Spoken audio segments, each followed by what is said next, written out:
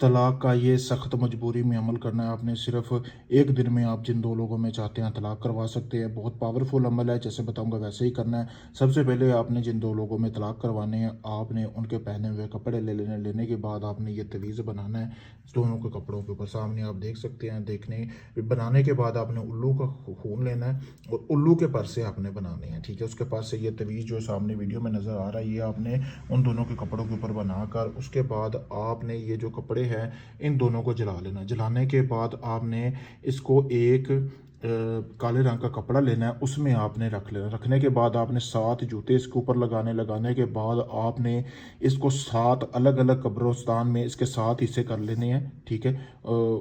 कपड़े के, ठीक है, जो को आपने तवीज़ जलाए हैं उसके।